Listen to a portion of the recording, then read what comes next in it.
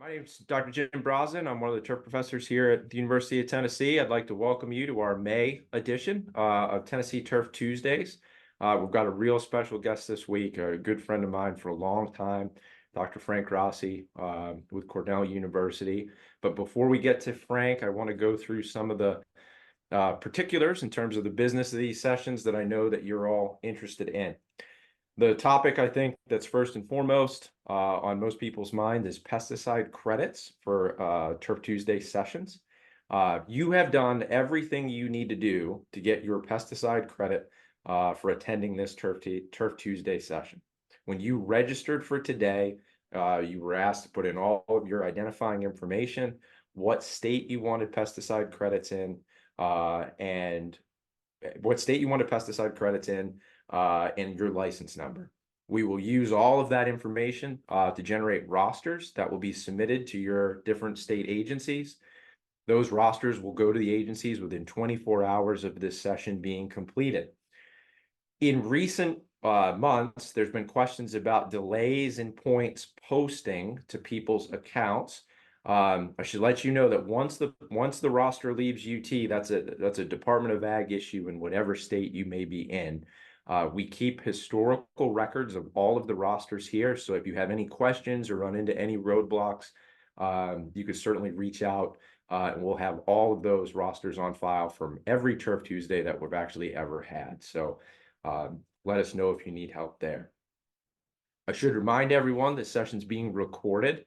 The archived video will post to the UT Turfgrass YouTube channel, and the archived audio will post to our Tennessee Turf Tuesdays feed on Apple Podcasts.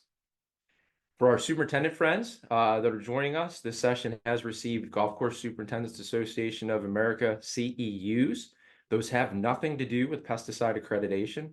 As we come to the close of our 1 hour session today, I will put that up on the screen and you can log the code into the GCSAA website to get those Golf Course Superintendents Association continuing education units.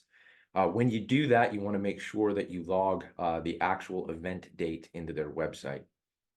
And then last but not least, for those who have questions, you can ask those questions in the Q&A box on the bottom of the screen. This is really helpful to us. We've got the whole turf team here today. We kind of trade off and monitor that Q&A box. It allows us to do our best to answer as many of those questions live as we can. And if not, we can certainly thread the answers back in text. But typically, we're able to answer everything live on the show. And I have no doubt with a guest like Dr. Rossi that there's going to be several questions. So I think that's all the business at hand. It's my pleasure to introduce Dr. Frank Rossi from Cornell University. I joke that he's the PodFather. He's probably been the individual doing podcasting in turf the longest. Everybody on our turf team here at UT, I think, has been fortunate enough to be on his show, and he's been certainly gracious to us to have us on, and we're really happy to have him here with us on Turf Tuesday. So welcome to Tennessee, Frank. Thank you, Jim. Apologies to Brandon, right? Apologies to Brandon. He's the only one left. Nope. And then I guess if we count Steyer, I'm going to have to dig back into the archives for Dr. Steyer if we decide to add him. Thanks for having me, everybody. Great to be with you. Oh, it looks like you just got your next 2 episodes, Frank. So don't say we never did anything for you. Dr. Steyer and Horvath back to back. But no, why don't, because, you're very much a Northeastern guy. I can see the Yankee logo over your shoulder. I'm going to try not to be bothered by that for the remainder of the hour. Why don't you tell the folks that are listening a little bit about who you are and kind of your journey in turf so they can get to know you a little bit. Yeah, thanks. Well, I grew up in the shadows of Yankee Stadium, just about a 10, 15-minute car ride from New York City. So I am a city kid and got into this business like almost a lot of people started pushing a lawnmower.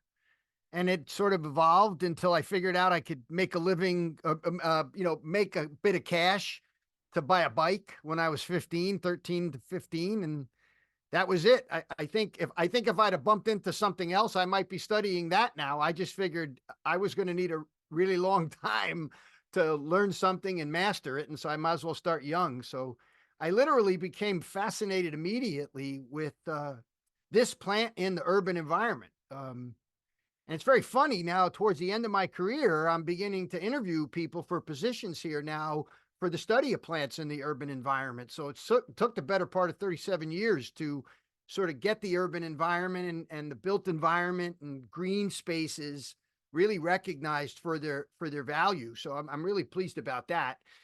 I started out at junior college. I went to a 2-year school because back in the early 80s, if you got a 2-year degree, you could be a golf course superintendent, which is what I wanted to do.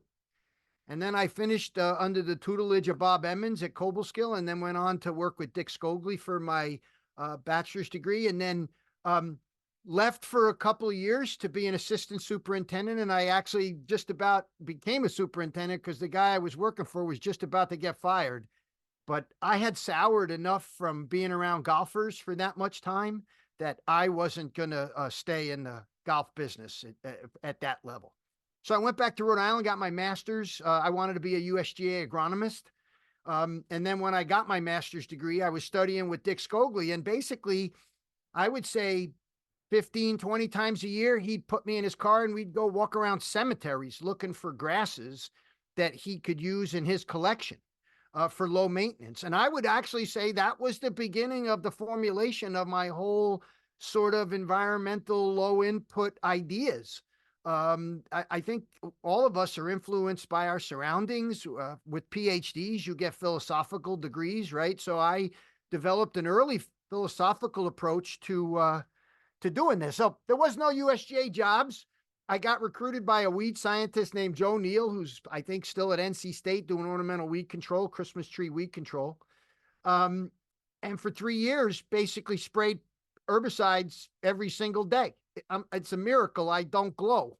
Anybody that works in weed science knows that it's really a discipline in the last 40, 50 years founded in the use of chemicals. And Jim, you and I have chatted about this a lot over the years, that maybe the next solution's not going to come out of a jug, but we are seeing an advancement of weed ecology, I think, as well. So anyway, I finished up there and then bumped into Dr. Sorokin when he was a budding young student at Michigan State University. Bruce Branham went on sabbatic, and I got the pleasure of teaching weed science and pesticide application technology. And there are a few guys, John, that I still bump into. Steve Curta, Bob Marshall, a couple of guys that settled here in New York. Every once in a while, I'll bump into another one. And I got to say, my job there was as an environmental education specialist, working with what I would say was the heyday of the Michigan State Turfgrass program. Branham was there, Riki, the late Joe Vargas, sympathies to you, Brandon, and everybody that's had contact with Dr. Vargas. Just a massive influence on my early career. And again, we're all influenced by these things around us, right? And Joe had an enormous influence. And I'd say the thing I'd say about my time at Michigan State, albeit 18 months was all I was there, I really learned about the value of working in a team, in an academic team where people pull for each other and support each other. And, all of the guys there, I was the new kid on a block, long hair and an earring, out there talking about environmental regulations that nobody wanted to hear about in extension work. And Enrique and Vargas, stood next to me and put their arm around me like, you got to listen to this kid. And I got to tell you, I confronted a fair amount of ageism early on in my academic career. I don't think the long hair and earring helped, but it was just at what I was at the time. So off I went to Madison, and I stayed there for 4 years and absolutely loved that. Got to rebuild the Turfgrass program. I took over for a guy, you'll love this. The guy I took over for, Bob Newman, in Wisconsin, was 50% turf, 50% tobacco. They grow an enormous amount of chewing tobacco in the state. Well, they did at the time, 30 years ago, grew an enormous amount of chewing tobacco. And I used to still get calls. I had an extension guy working with me that was still getting calls about tobacco issues. And of course, when I took over, there's a bunch of spit all over everything on the desk when I walked in from the chew. So anyway, I really love my time in Wisconsin, but again, continued. I wrote my first article in 1992 about sustainability in turf.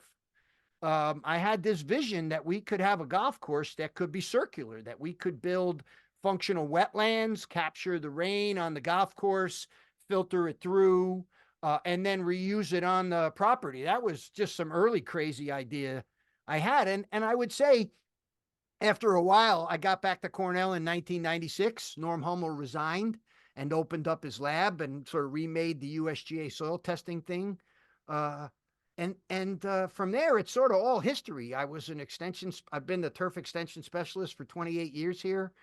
In the last 15 years, I started teaching, so I have a much bigger teaching appointment, and it's evolved over time. I actually teach a really large food systems class, a grand challenge class for the College of Ag here. So I think extension people are well suited for education. I can tell you researchers generally are not suited well for teaching. And there's a lot of researchers I don't think should be teaching. So um, so there you go. I'm going to Well, shut up. what's awesome, Frank, now you think about, I didn't know that you kind of started cutting your teeth in cemeteries. And, a few years ago, you brought me up to New York for a cemetery project, right? That's come full circle. I remember, you brought me up there kind of under a banner of, well, we got a Bermuda grass problem in a cool season cemetery, and we need to talk about how do we go about removing this Bermuda grass selectively in a way that's sustainable for the cemetery. And we pull up in Frank's vehicle, and this was probably late February, early March. And it was golden, right? I mean, there was more Bermuda grass than I ever expected to see in Brooklyn, New York. And I think the way I delivered it to the folks from the cemetery that you talked about was, I don't know that I'd worry about removing Bermuda grass. I think I might start thinking about growing Bermuda grass.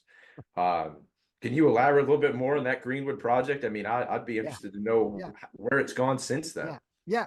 Well, the Greenwood Project is one of those things that's the culmination of a lot of years of extension work that's evolved from golf courses and school districts, lawn care operations, and our landscaper associations.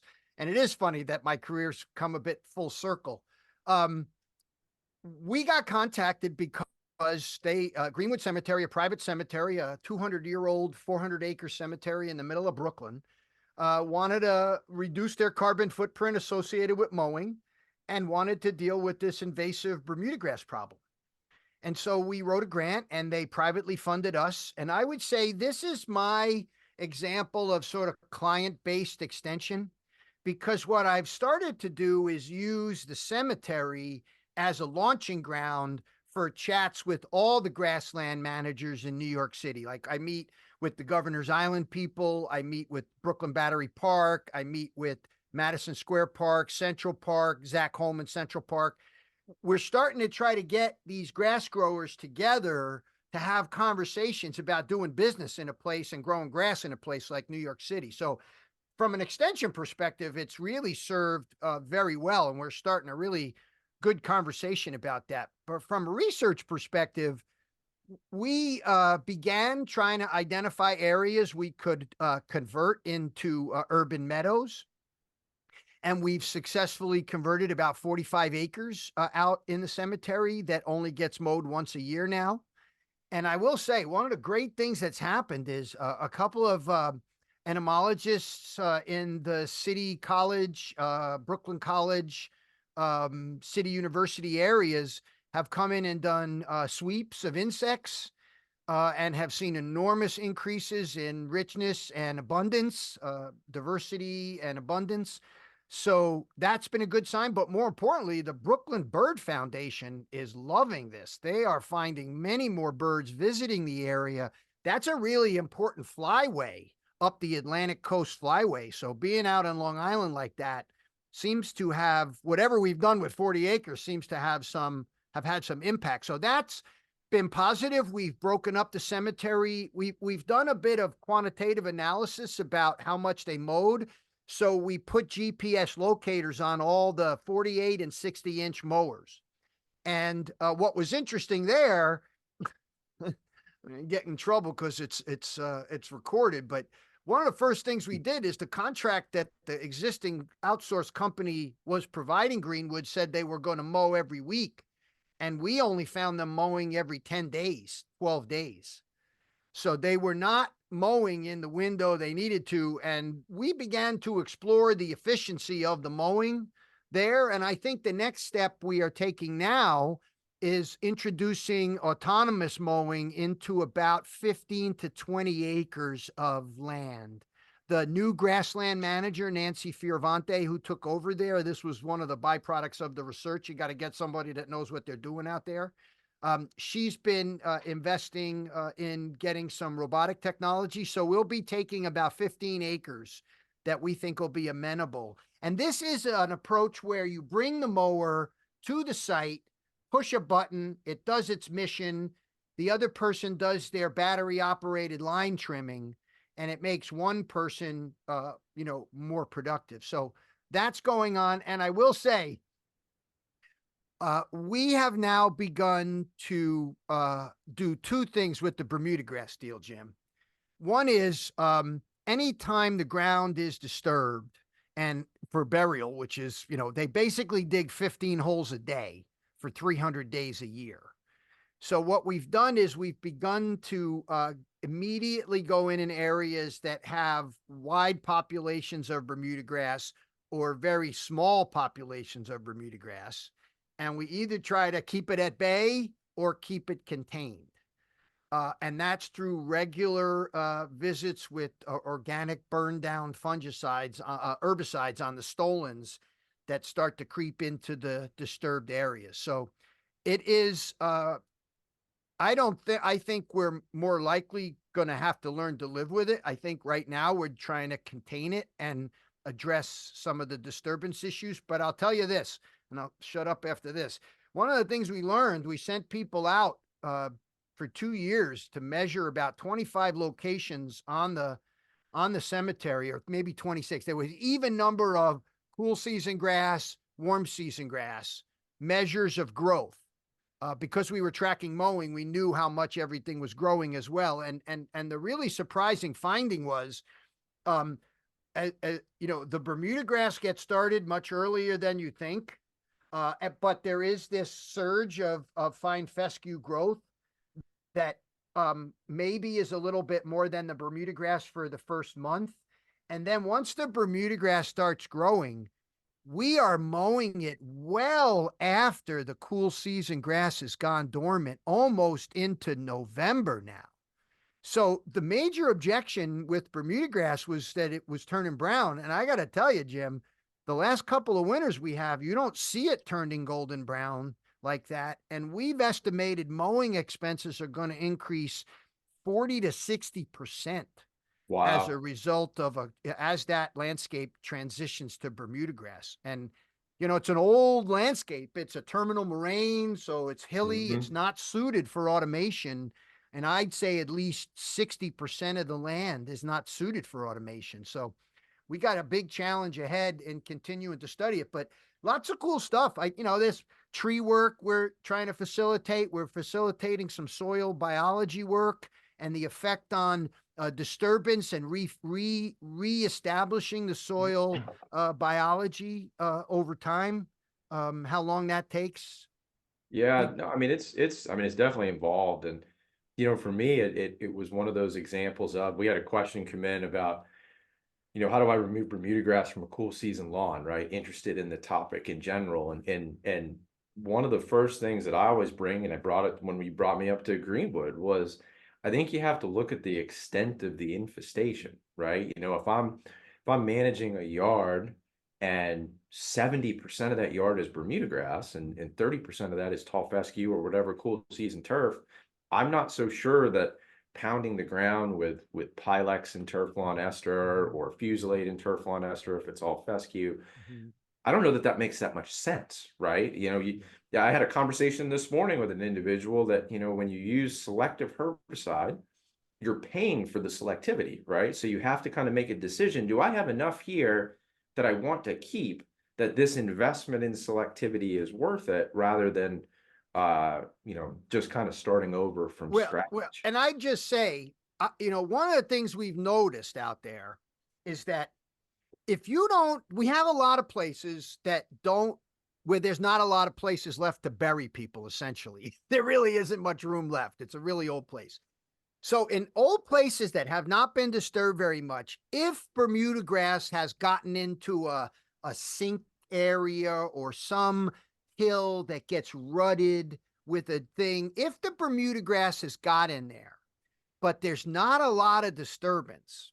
The interesting thing we've observed is the lack of disturbance. The cool season grasses right now, the Bermuda grass plays nice with it. It actually does not completely overgrow it, especially where you've got any kind of light intensity changes or shade issues, right? They're trying to rebuild the canopy. They lost about 6% of the canopy to Hurricane Sandy just a number of years ago. So that allowed the Bermuda grass population to expand dramatically. But I think the key is in any of these control situations is, if you've got Bermuda grass, you could probably pound it like you do moss, kill it, what's there, comes back, kill it. I mean, you probably got to make three apps. But to your point, Jim, you got to have something that's going to fill in, and you can't disturb it. As soon as you disturb that soil again, in almost every case, we've seen Bermuda grass has a competitive advantage. We did some early work that showed that grass can grow a half an inch a day in a bare soil in the middle of July when it's got enough water. And in fact, the only thing that holds it back is having crappy soil. So one of the things we've recommended is not to put topsoil on graves, but to use subsoil as a means of preventing the Bermuda grass from establishing. It runs from the side, but it doesn't peg in as well into the subsoil. Interesting. Yeah. Interesting. We Yeah. could probably find some pretty crummy subsoil here in Tennessee to pilot that concept. Well, and it's funny that you said that, Jim, because talking about the definition of a weed, right? A plant growing out of place. Well, if the plants that are being managed, 70% of that plant composition is this plant that you say you don't want, one could argue that nature's already decided which plant she wants. Yeah. And it's not the one you want. Yeah. And nature's undefeated. Well, and I can tell you, here's the thing. That's very well said, Brandon. We have a couple of areas of zoysia grass in particular that have established themselves. And as you might imagine, it's not a surprise. Okay, let's get rid of the cool season grass, grow the warm season grass. Guess what? Well, now we got winter annual weed problems. I got wild garlic problems. Right. I got a whole nother slew. Now, they're a little bit easier, right, to manage, but Sure. there still is not widespread acceptance for the golden brown landscape here in the Northeast yet. Which is understandable because it's wildly atypical for the region. Yeah. One of the things we're seeing here, Frank, is Brandon and I have worked with multiple golf courses, I guess, that they've experienced some winter injury for multiple years due to kind of the erratic ups and downs of our springs, and have made a decision to interseed cool season grasses into their Bermuda grass fairways. And I mean, it's early, but the returns so far are very, very positive on doing that. I mean, aren't you guys? I mean, when I've traveled in the region from where you guys are all the way over into Missouri, right? That region seems like where the line is waffling. It's a transition zone, but I think that thing moves 20 miles every year, right? Well, but that doesn't mean you're not going to get the false springs, right? And we've been having a lot of trouble with these false springs. We see tall fescue get every once in a while knocked in the chin if it gets too advanced. So yeah, this is a big problem everywhere. And of course, with fruit trees, we think about a lot of this in New York because of the apple industry.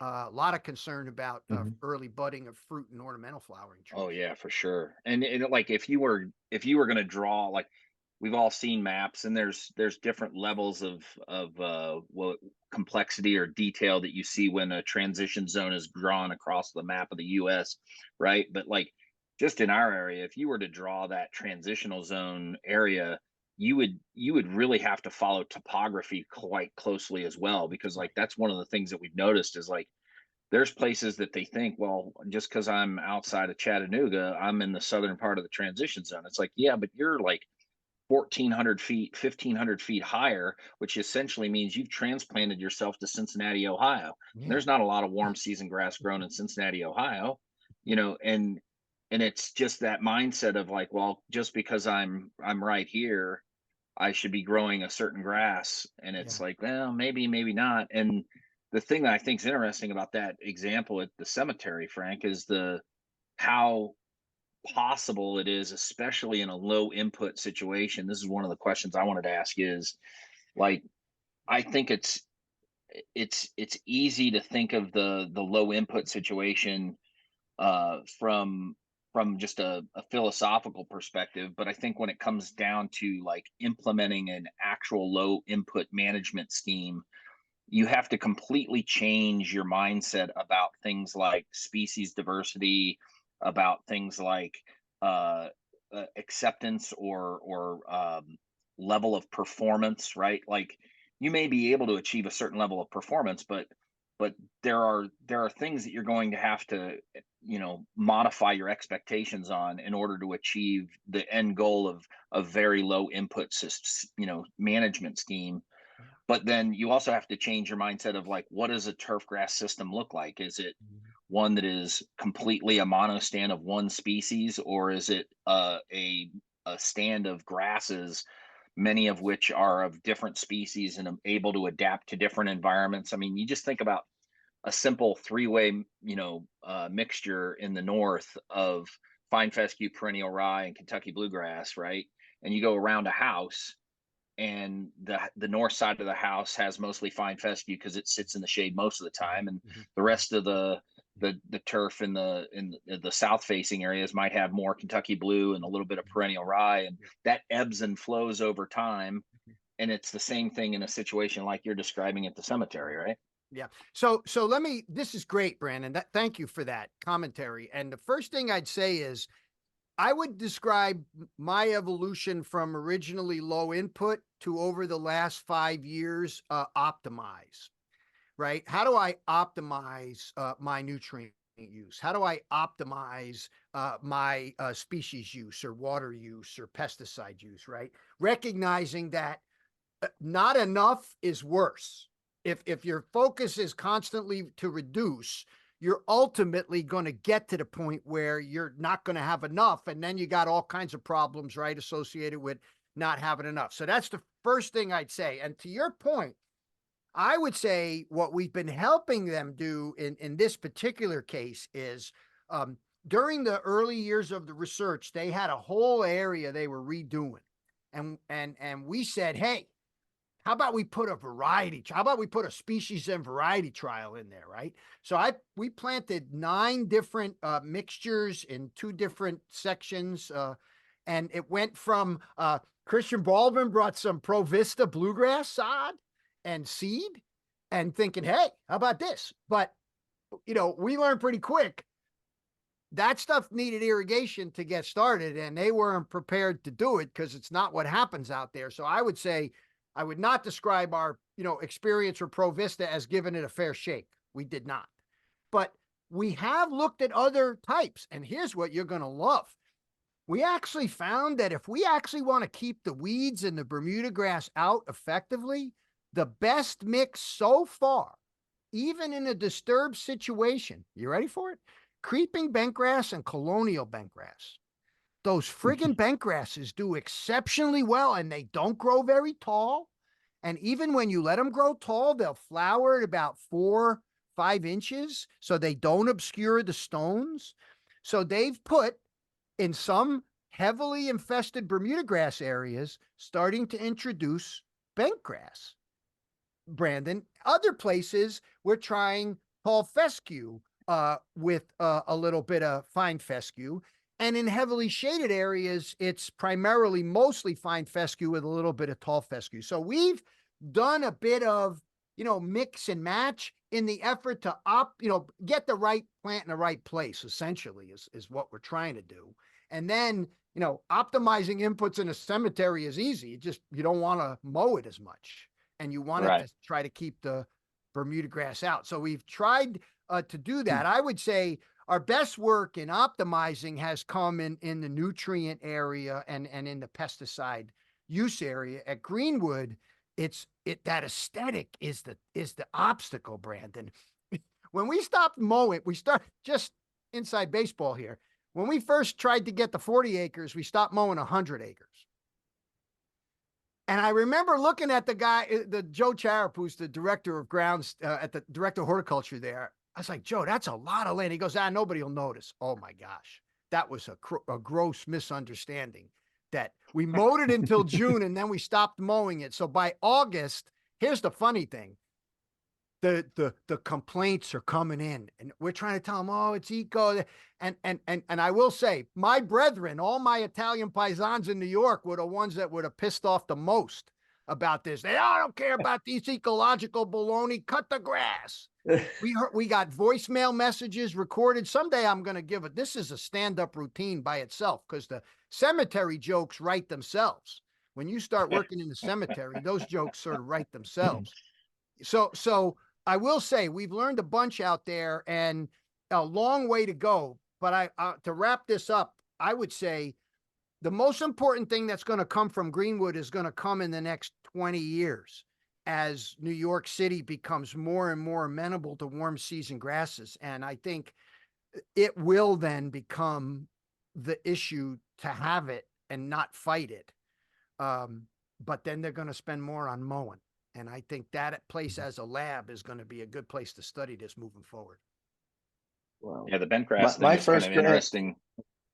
I was just going to say, I teach that the history and impact of turf grasses, and one of the things I talk about is how creeping bent grass was one of the top lawn grasses turn of the century, That's late where I got 1800s, early 1900s. That's where I got it. Yeah. Yeah. That's cool. My first grant, Frank, was the national parks for the Andrew Johnson National Cemetery in Johnson City, Tennessee, or in Greenville, Tennessee. And they have upwards of 30-40% slopes on some of it. So they wanted to reduce mowing inputs and also looking at different fertilizers, because they were doing triple 15 and they were also putting out urea. And the corrosiveness of urea on the headstones was unbelievable. And they didn't want to. So all sorts of different things we looked at that. Well, it's You're right, the interesting, jokes John. write themselves. It's to this point about fertilization. Stone issues are a big deal. I have a colleague who runs the Catholic cemeteries in New York, Randy Van Yares, and he says they got to be careful. They had a big episode with weed and feed with pre-emergent herbicides and the yellow prills causing all kinds of trouble on the stone. But the big issue that we're having at Greenwood with regard to growth is it grows too much. The damn soils are so old and filled with organic matter that once moisture doesn't become limiting, we basically have to mow that grass every 5 to 7 days, keeping it at 3.5 inches. It gets to close to 5 inches in a week. Bermuda, especially Bermuda, but also the cool season grasses. So we've actually started to play around with the idea of tilling in sawdust in some areas to tie up the mineralizable nitrogen, basically by screwing with the carbon nitrogen ratio to reduce mineralization. Because otherwise it's just that grass just won't stop growing. So just as a PSA for people listening, don't try that at home. Don't try that at home. You don't want to be putting sawdust in your lawn to reduce your mowing frequency. Yeah, I tell everybody, especially Jim, you brought up offline the phrase mowing thing.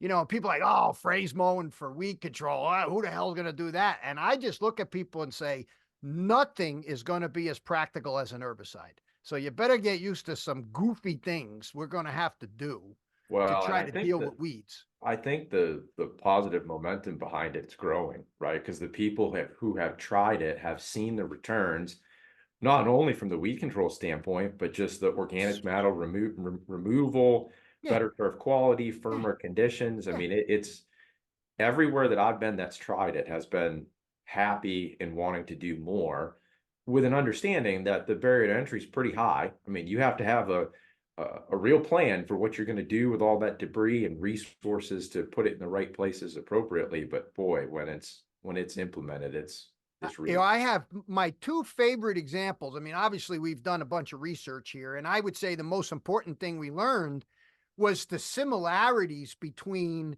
turfgrass systems and no-till agriculture.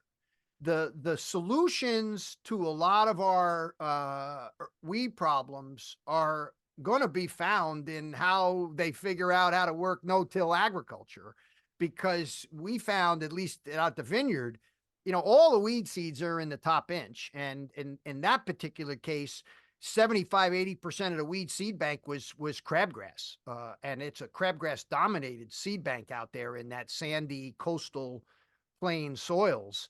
But I will say, I've traveled out to the desert Southwest, where at Whisper Rock, where Mark Woodward, prior to Ryan Mahar, who's the superintendent there now, they phrase mowed both of those golf courses, the Mickelson course and the Dye course. And they can still see places 7 years later where they missed with the phrase mower, and that's where the POA is.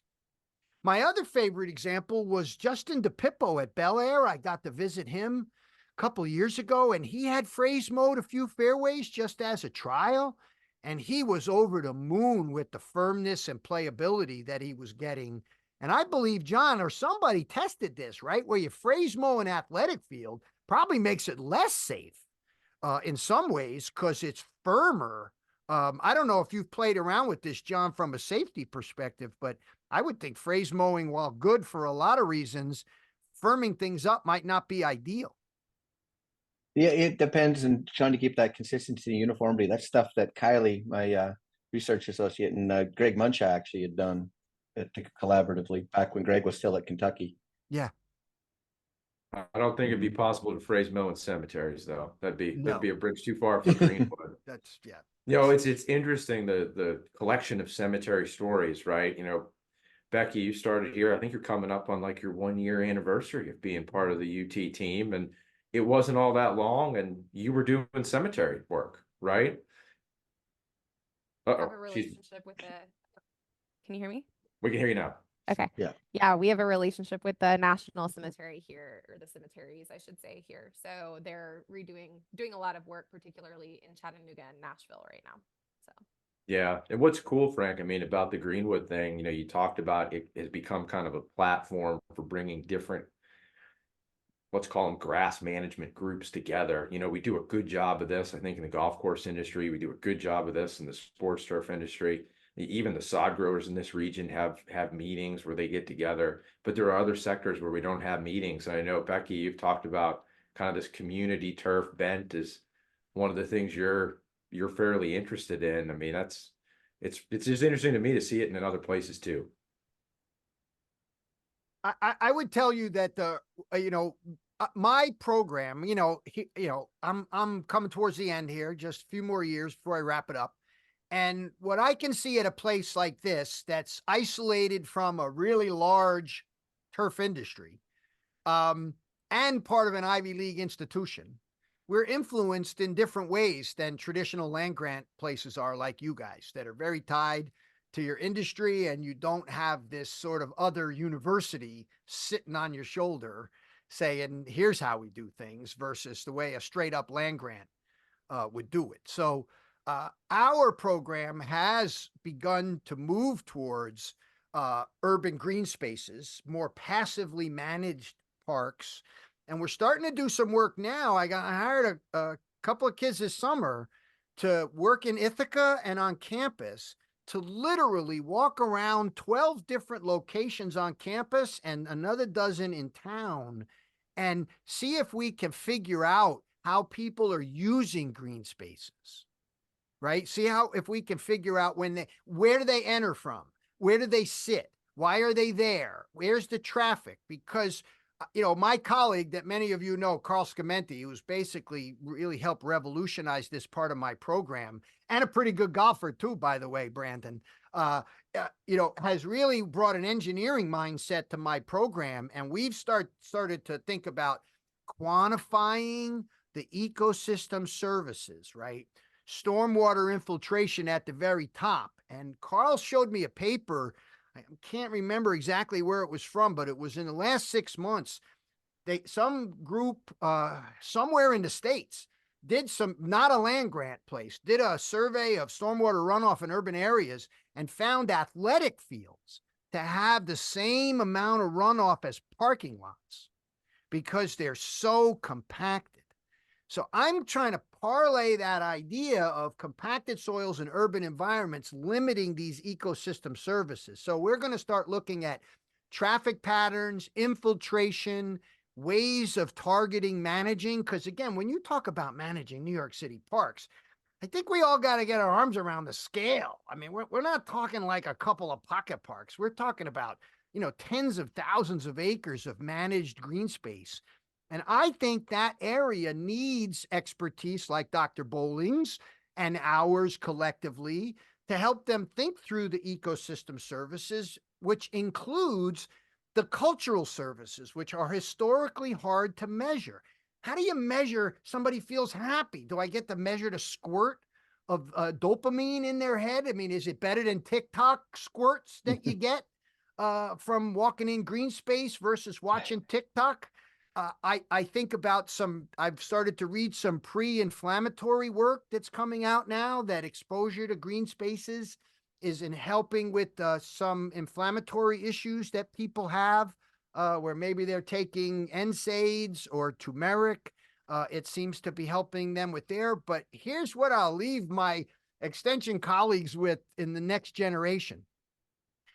Our teams are going to include sociologists and environmental engineers to a certain extent, because we just don't have the expertise in modeling these systems from an engineering perspective, although I bet John Sorokin does because he's that mind.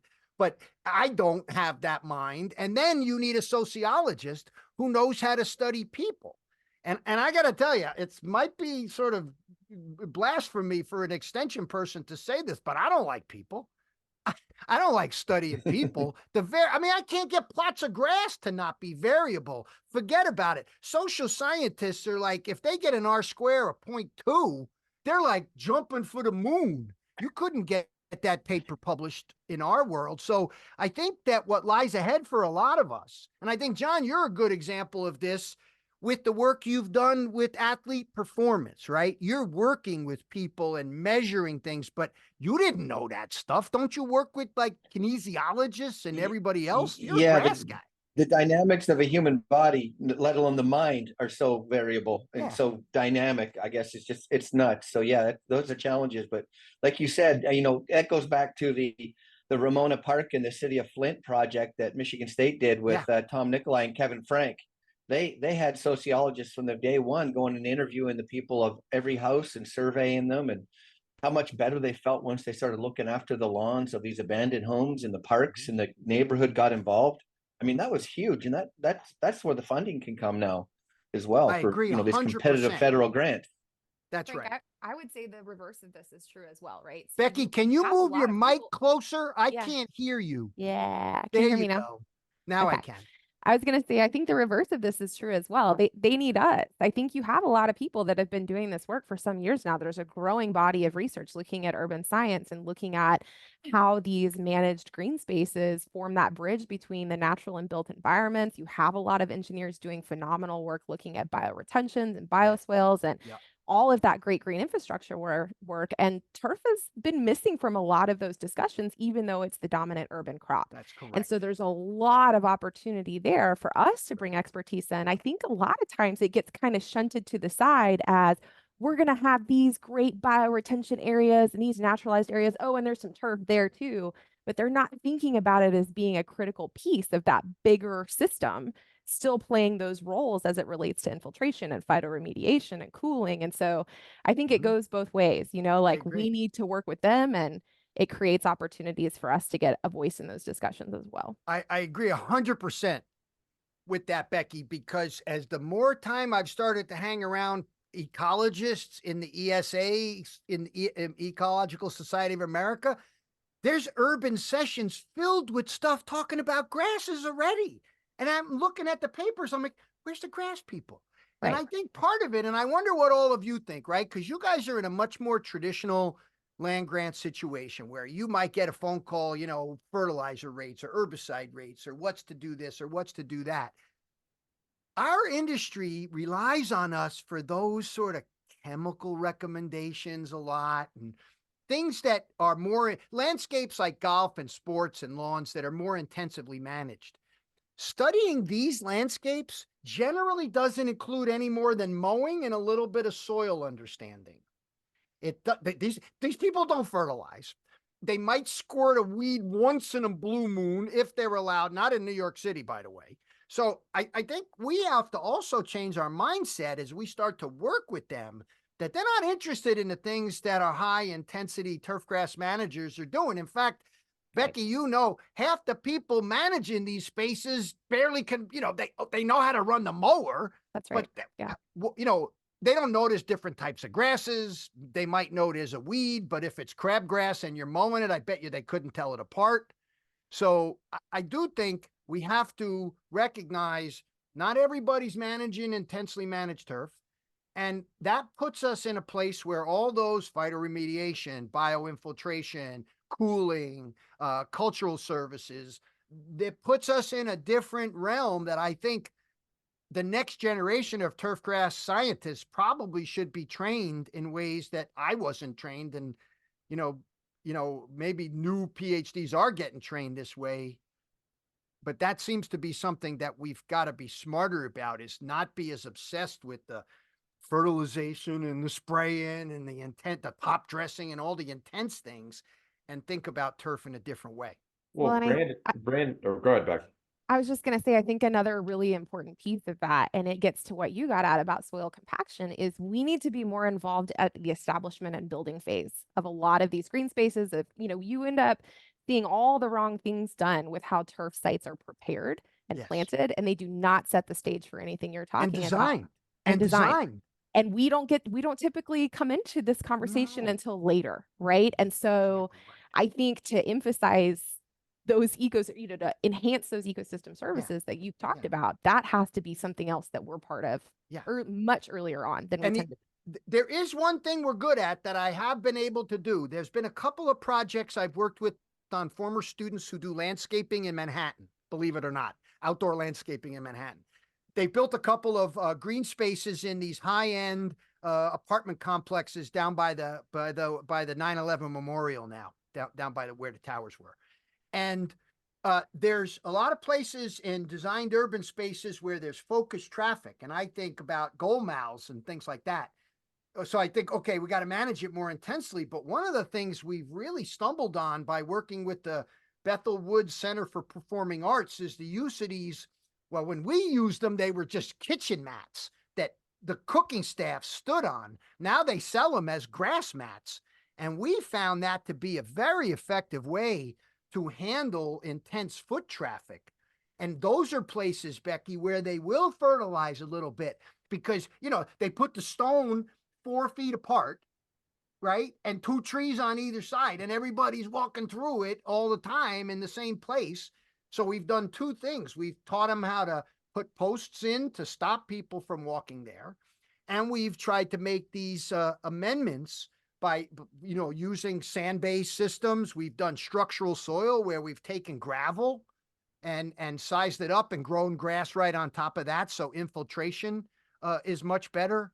That's been a very effective tool as well. So I think there's lots of places for turfgrass scientists to get involved, but I can tell you, you're not going to read it in a book to solve a problem in an urban green space.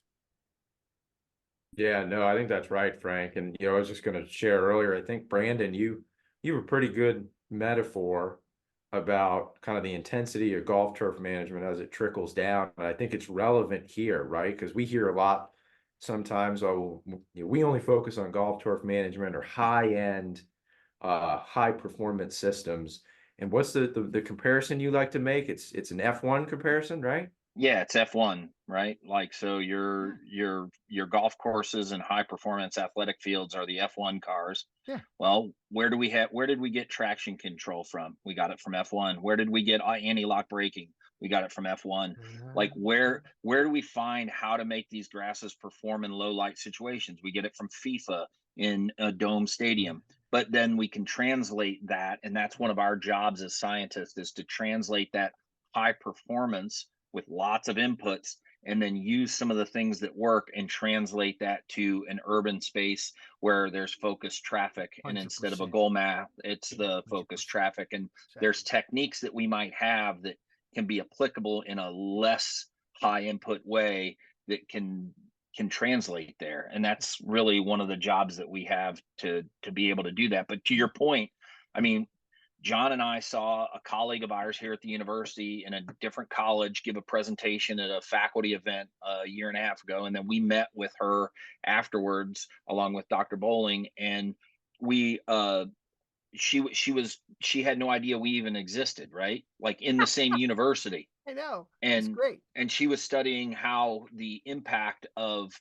paved space in the urban landscape increases the heat island effect, which then has dramatic costs in terms of healthcare and medical care for homeless populations across the city.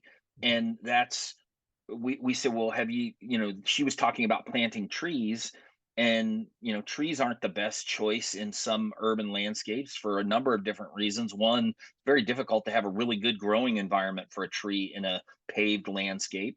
But you could have other plants, i.e. grasses, where you'd give kids in the area a place to recreate. It doesn't have to be a huge space or a giant park. It could be a small place to play. But to your point, we have to understand how to manage that, how to design it, all of those kinds of things. And she had no idea we even existed, no clue. And it's just a classic example of what you're talking about. I mean, I remember, I think it was at the Pittsburgh crops meeting. There was a group that came in and gave a symposium talk about the Baltimore, The Baltimore project. the Baltimore project. And one of the questions was like, did you involve any turfgrass scientists at all? No, we didn't realize that. And they were just astounded. Like, the mindset is that every place where turfgrass is grown looks like the picture behind Jim, and not, the picture behind me or my home lawn, which I get made fun of by my colleagues, Frank. I have a 100% crabgrass lawn. I do nothing to it. All I do is mow it. Literally. It dies at the first frost. There's some weeds that grow. I walk around my neighborhood with my dog. My lawn doesn't look any worse than any of the other lawns that are in the neighborhood. Yeah, there's a handful of highly managed lawns that have a lawn care service and they're fertilizing and weed control and everything. But most of the lawns look like mine, except I see them out there doing all sorts of stuff and I do nothing. I go play golf. Yeah. And I just mow it. Yeah. And I want to just say, you're exactly right about the Formula One thing. I often listen to people, why are we, shooting things in space, or why are we going back to the moon, or what's the deal with Mars? And then I remind them about the 15 things we got because we decided to do those things that got invented, like Velcro, along the way. And I think about what John and, John, you've been at this a while with Steyer. Steyer's been talking about low light stuff since you guys did the World Cup thing. I wonder, I am totally fascinated. There we go. I am totally fascinated by the potential use of various light spectra for altering growth. I wonder, I'm sort of got my own questions about that particular thing, because you brought, we're going to learn about shade tolerance from some of the work that you're doing. And it speaks to when you get a lot of industries like golf, like we learned a lot about environmental phytochemicals from the USGA's funding of that work, right?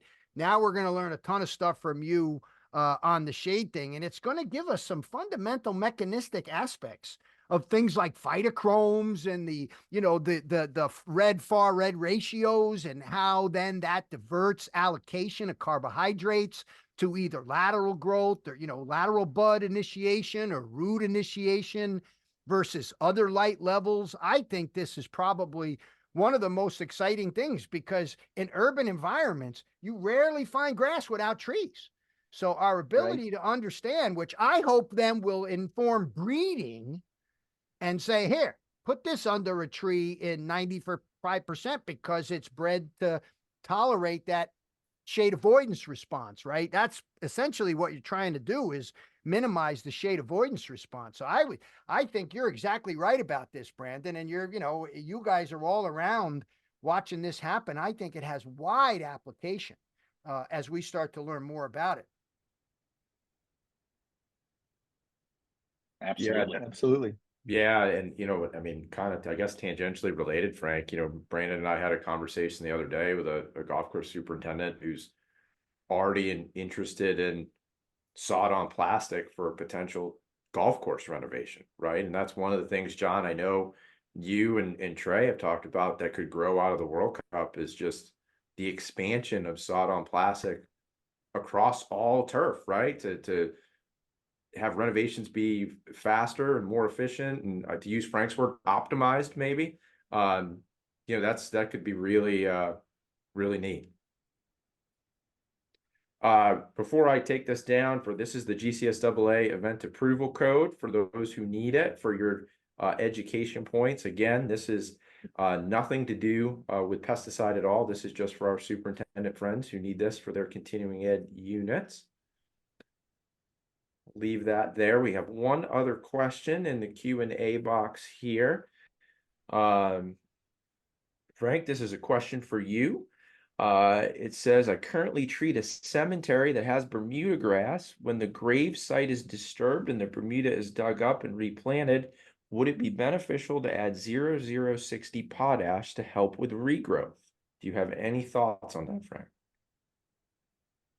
I am the wrong guy to ask about the use of potassium. I believe you had a former grad student history. who has really wanted to focus on potassium, right? Yeah. I am the wrong guy to ask. I actually think I made a fair amount of enemies in the turfgrass science community by being outspoken about the lack of need for potassium. So I've always felt that the single most important nutrient at establishment is nitrogen. And I think if you're really looking for something else, you could throw a little P if you think you want to have some P in close contact with the seed. I wish we'd just coat the damn seed with the stuff, and we'd probably reduce use of these products orders of magnitude. So I don't think I don't, my experience, you're telling me somebody wants to grow Bermuda grass and they think adding 0060 is the way to help it. I don't think that's the way. I think I'm with you, and then I agree. I mean, I haven't seen a ton of soil test reports here in the past 2 weeks or so, but it's not common for It's there not to a common limiting issue be here. that'll be a limiting factor. So I've been waiting 37 years to see a potassium deficiency, and I've yet to see one. Yeah, same. I agree. And go ahead, John. I think the extra applications of it, I say there's no such thing as luxury consumption. What happens is you apply it and it just gets stored in the vacuoles and you mow it off, and it's just an expensive thing to do if it's not limiting in the soil, for sure. And it's not really in any way that we can measure enhancing things beyond water management. And it's funny, we all probably are old enough to have learned luxury consumption. I mean, that was a big thing I remember from plant physiology and mineral nutrition early on in my career. And then I remember saying this to an ecologist at some point, and they were like, "What the hell are you talking about? Right? They don't, if they take it up, they're putting it somewhere and it's getting wasted." But it's not like luxury. Plants don't take things up luxuriously and unless they're going to get rid of them. Right. And you look at the Nikolai and Riki, bentgrass study on USGA Spec sand, where they compared over a 4-year period, 0 versus, 32 pounds, I think it was, of potassium over that time. And there was 0 difference in color, quality, weed infestation, disease, nothing. So yeah, it was never limiting. So over a 4-year period. And I think a good reminder for those of us, especially in Tennessee, is that you've got a county office in every county and they can work with you to do a soil test. And we can use that as a guiding force for determining what you need in that area. And particularly important pre-renovation, right, Becky? You know, Yes. right now, you know, there's hopefully not anybody that's wanting to go plant tall fescue seed, but when we get into the fall, and it's pretty common to reestablish some of our tall fescue lawns, those soil tests are money well spent to make best use of your investment. Well, Frank, we're to the end of the hour.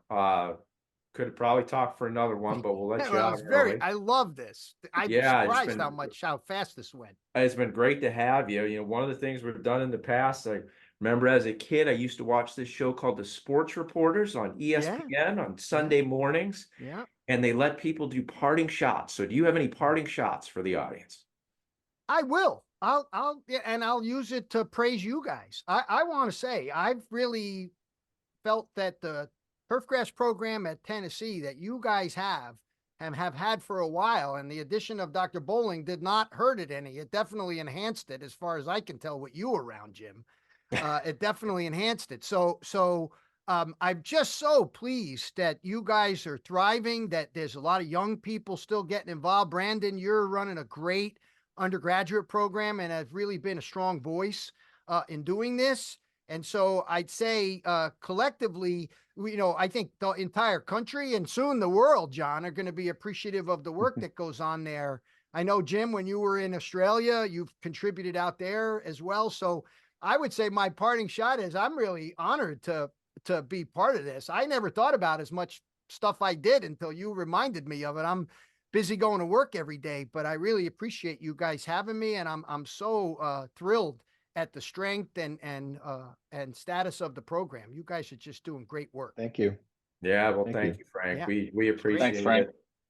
We've got a great group here. Good thing you got an administrator that's a megaphone up to the top of the university. So that's good too. That doesn't hurt. Everybody plays a role. I think when we've reached the point in the recording where we're talking about administrators, I better stop the recording and let everybody go. But I appreciate everyone staying with us for the hour. We'll be back next month with another Turf Tuesday. But until then, thanks for listening and enjoy the rest of your day.